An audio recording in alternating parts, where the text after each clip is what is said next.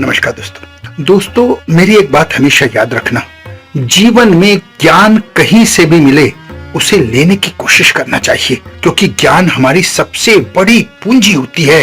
ज्ञान अगर दुश्मन से भी मिले तो कभी भी लेने में संकोच नहीं करना चाहिए। आज की कहानी में मैं आपको ये बताऊंगा कि रावण ने लक्ष्मण को क्या ज्ञान दिया, और ऐसा ज्ञान अगर उन्हें जीवन में उतार लेंगे तो आपका जीवन एक अलग ही दिशा में जाएगा, एक अलग ही उसमें ग्रेटनेस दिखाई देगी।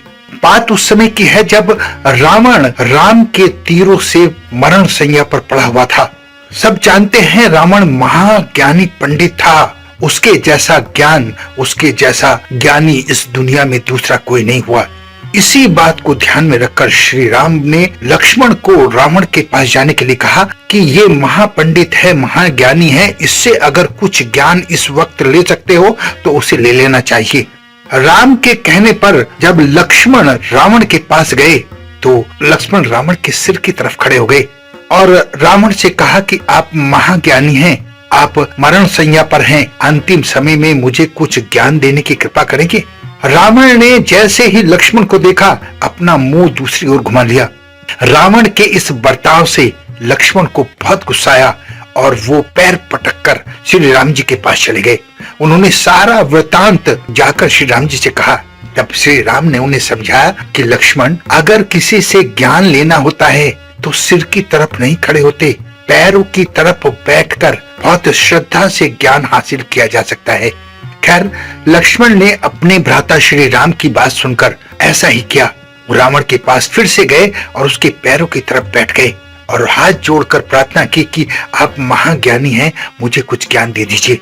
तब रावण ने लक्ष्मण को 3 बातें बताई थी जो बहुत ही प्रेरणादायक है। आप सबको ये बात जरूर सुननी चाहिए। रावण ने लक्ष्मण से कहा था कि कभी भी शुभ काम करने में देरी नहीं करनी चाहिए। कोई अच्छा काम है तो जितनी जल्दी हो सके उसे कर लेना चाहिए। बुरे काम को हमेशा टालते रहो, लेकिन अच्छे काम को तुरंत कर दो।